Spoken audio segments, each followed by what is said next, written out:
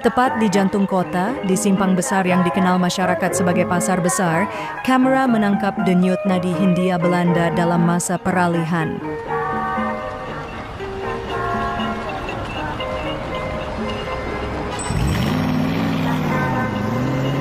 Di tengah panas tropis yang menyengat, lalu lintas kota tampak sibuk, teratur, sekaligus semrawut dalam satu waktu. Gedung-gedung bergaya neoklasik Belanda berdiri megah di sisi kiri gambar, jejak arsitektur kolonial yang menandakan dominasi Eropa atas ruang kota. Lajur jalan dipadati kendaraan bermotor model Amerika dan Eropa, berdampingan dengan delman, becak, dan pedati. Pertanda bahwa modernisasi belum sepenuhnya menggantikan kehidupan tradisional. Seorang petugas lalu lintas berdiri tegak di tengah simpang. Ia bukan penjaga jalan biasa, melainkan simbol peradaban baru.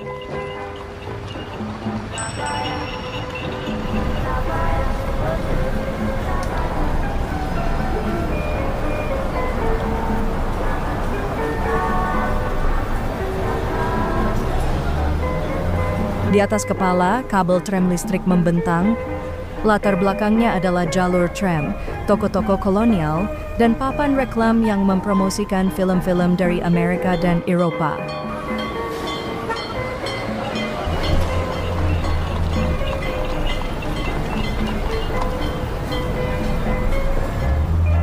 Inilah wajah Surabaya sebagai kota pelabuhan internasional, tempat di mana Asia, Eropa, dan masa depan bertemu.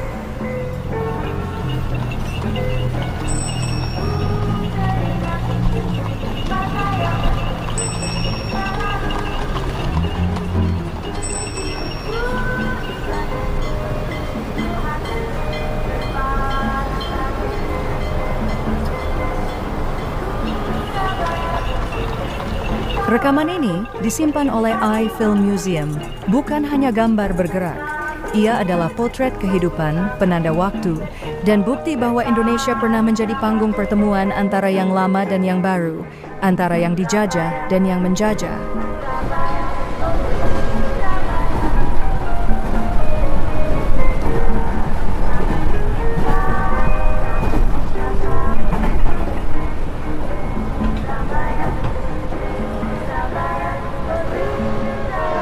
Sebuah kereta api uap meluncur gagah di atas jembatan layang.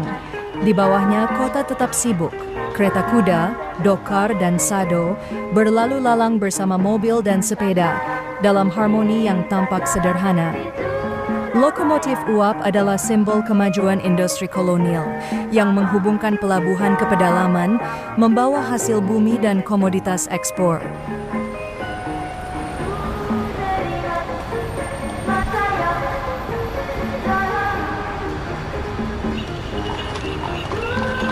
Di sisi lain, kereta kuda tetap menjadi andalan rakyat biasa yang karena murah, akrab, dan menjangkau jalanan kecil yang belum tersentuh rel.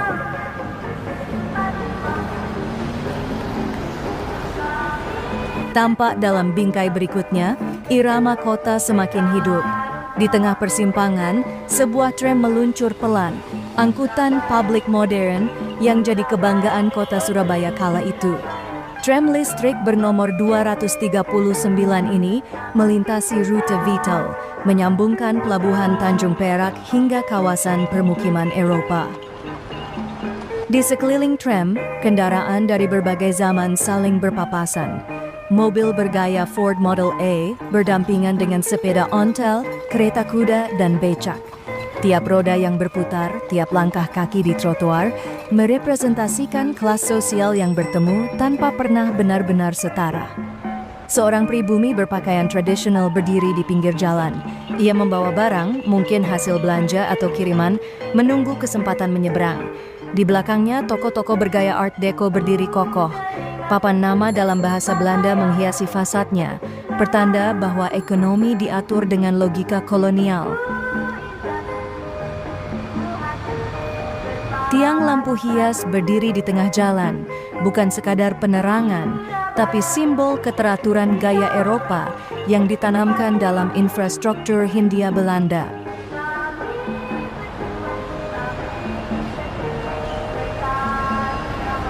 Bangunan megah bergaya Indis berdiri di tepi jalan besar. Perusahaan asuransi milik Belanda yang menunjukkan dominasi ekonomi asing di tanah jajahan. Pilar-pilar tinggi dan balkon melengkung memadukan gaya Eropa dengan adaptasi tropis, simbol prestis dan kekuasaan.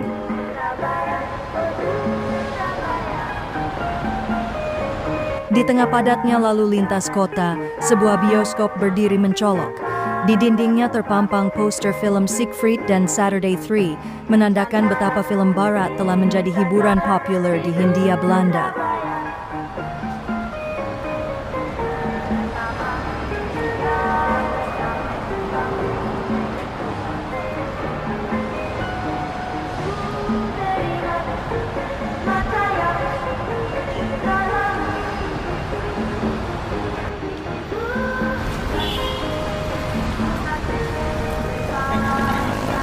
Di latar belakang berdiri megah bangunan bertuliskan Dunlop Banden, distributor resmi Ban Dunlop.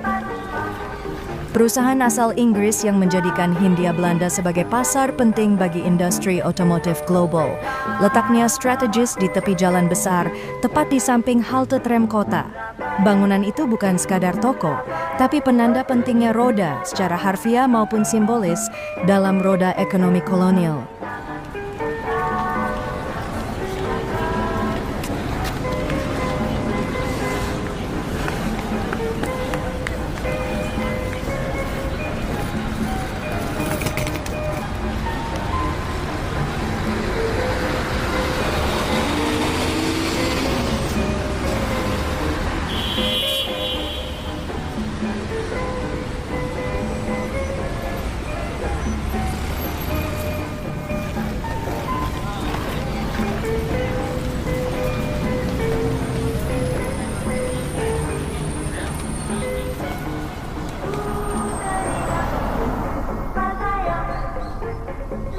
Inilah Wilhelminatoren, menara pengintai kayu setinggi lebih dari 20 meter yang berdiri tegak di tengah rimbunnya pepohonan kota Surabaya. Dibangun sebagai titik observasi dan simbol modernitas kota, menara ini digunakan untuk merekam panorama pelabuhan dan pergerakan kota dari ketinggian.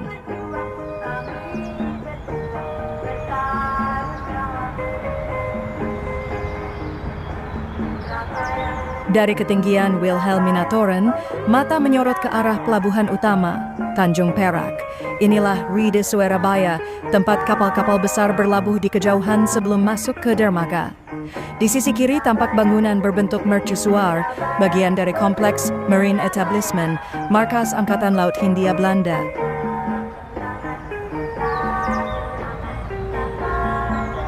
Sementara di sisi kanan, garis pantai dipadati perahu-perahu kecil yang melayani aktivitas lokal.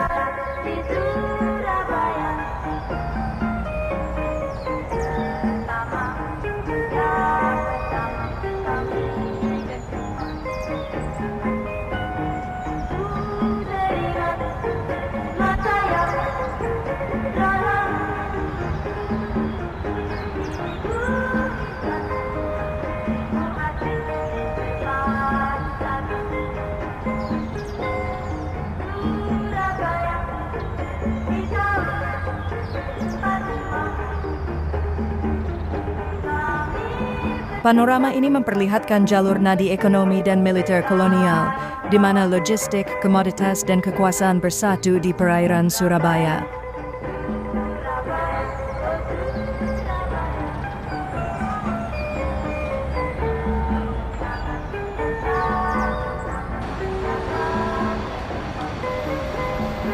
Gedung Raduis Surabaya atau Balai Kota Surabaya yang berdiri megah dengan gaya arsitektur Art Deco khas akhir 1920.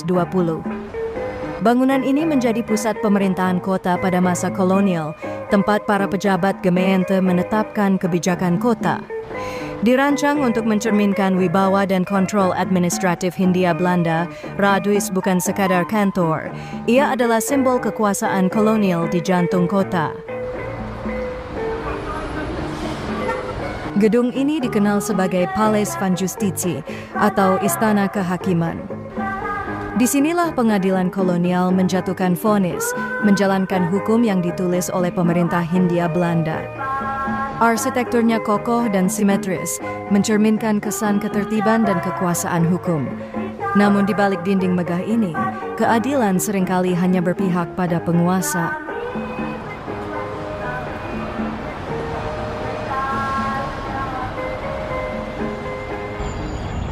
Gedung yang dikenal sebagai Landradgebouw, tempat sidang pengadilan negeri bagi Bumi Putra. Siapapun yang duduk di bangku terdakwa di sini bukan hanya menghadapi hakim, tetapi juga menghadapi sistem hukum kolonial yang kerap tak memberi ruang pembelaan yang adil. Banyak tokoh pergerakan, petani, dan rakyat biasa yang pernah dipanggil ke sini bukan untuk mencari keadilan, tapi untuk diadili. Inilah kantor telepon Surabaya, tempat di mana komunikasi jarak jauh menjadi urat nadi penghubung antara pemerintah kolonial, pengusaha, dan instansi strategis.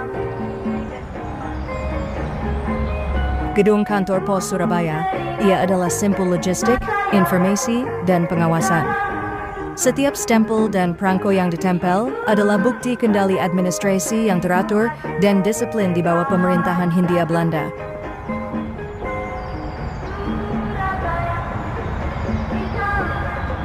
Inilah rumah dinas Gubernur Jawa Timur, tokoh tertinggi pemerintahan Hindia Belanda di wilayah timur.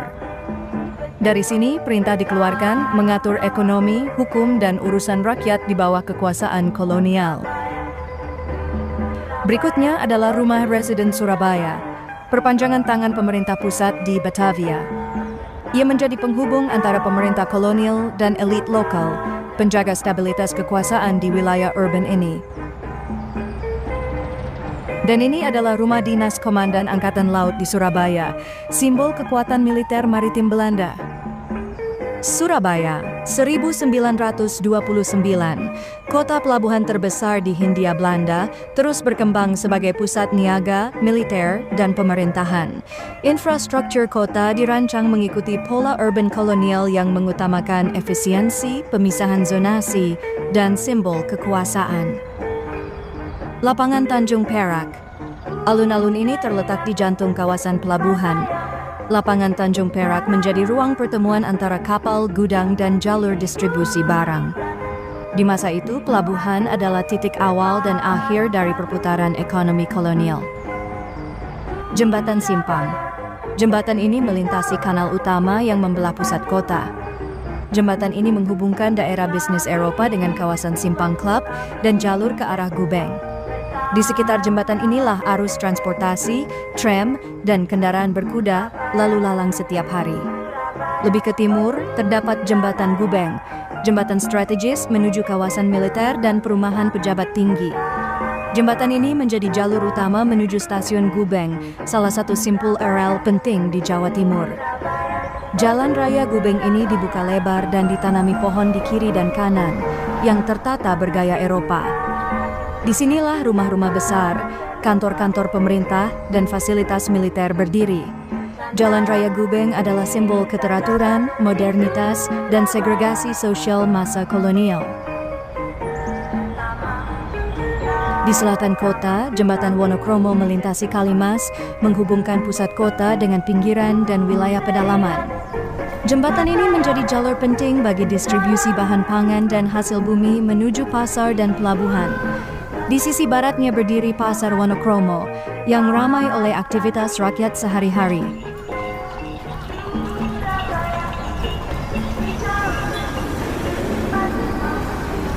Jembatan Dinojo. Jembatan ini menghubungkan dua sisi kehidupan kota, dari hunian elit menuju kawasan perdagangan. Aliran Sungai Kalimas yang dilintasinya membawa hasil bumi dari pedalaman ke pelabuhan. Jalan Raya Juliana. Salah satu jalan raya bergengsi di Surabaya dinamai dari Putri Juliana, simbol kekuasaan Belanda. Di sepanjang jalan ini berdiri rumah-rumah mewah dan kantor-kantor penting pemerintahan kolonial. Pertokoan Linde Teves dan Stokvis. Gedung pertokoan modern milik kongsi dagang Eropa Linda Tevis dan Stockfish menjual peralatan teknik dan kebutuhan industri. Di masa itu, inilah tempat orang berduit mencari barang-barang impor kelas atas. Toserba atau department store dalam bahasa Inggris disebut department store, tempat di mana berbagai jenis barang dijual di bawah satu atap.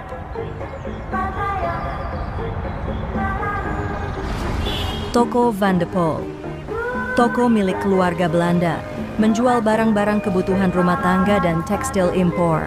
Letaknya strategis di jalur perniagaan utama kota. Toko buku G.C.T. Van Dorp dan Co., penerbit dan toko buku legendaris di Hindia Belanda. Hotel Oran, hotel termegah di Surabaya pada masanya, menjadi tempat menginap pejabat tinggi, saudagar Eropa, hingga tamu dari luar negeri. Interiornya mewah, pelayanannya kelas 1.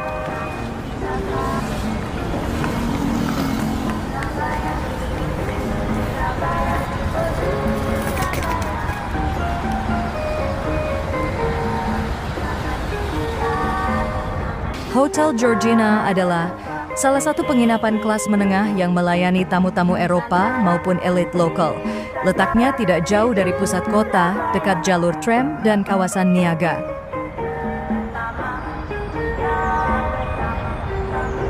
Beberapa wilayah perumahan Eropa Jalan Sulawesi. Jalan Sulawesi dikenal sebagai kawasan hunian elit Eropa. Rumah-rumahnya besar, berhalaman luas.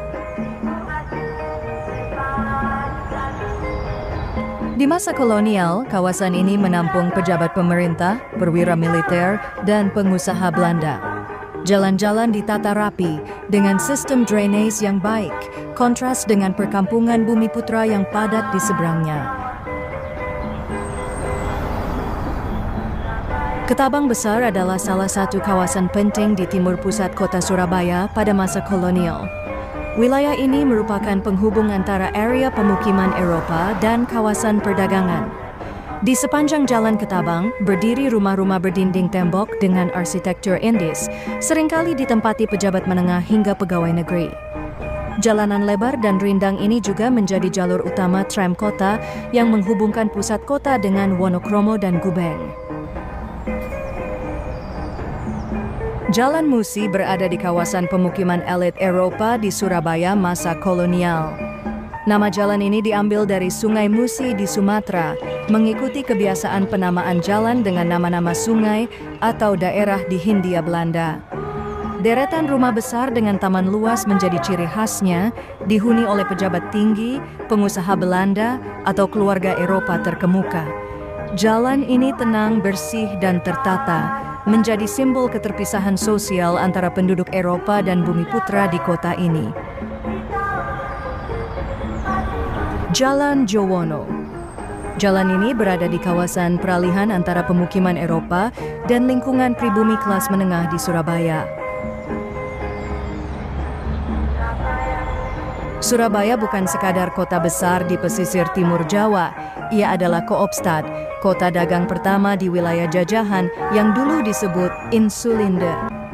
Jejak kemakmuran kolonial terlihat dari tatanan kota, jalan-jalan besar, bangunan megah, dan fasilitas modern. Perumahan nyaman tersebar di kawasan elit yang kala itu disebut Bajaan Sora. Hunian ini dihuni oleh kaum Eropa, elit pribumi, dan pegawai pemerintahan tinggi. Hotel modern, lengkap dengan ruang makan luas dan layanan berkelas, melayani pelancong dan pebisnis dari berbagai penjuru Hindia Belanda.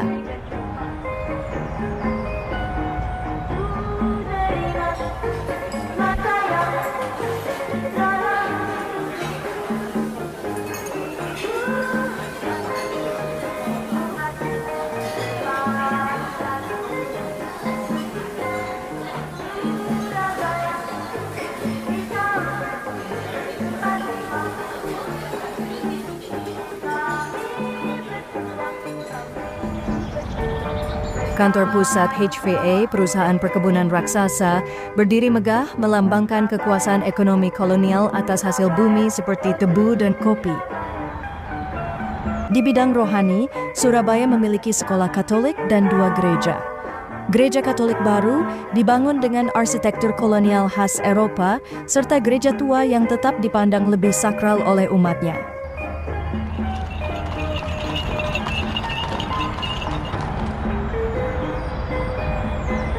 Tak ketinggalan, rumah ibadah Protestan yang dirancang dengan sentuhan timur menggambarkan perpaduan antara Barat dan Nusantara. Kemakmuran kota tercermin pula dalam kesiapan menghadapi bahaya.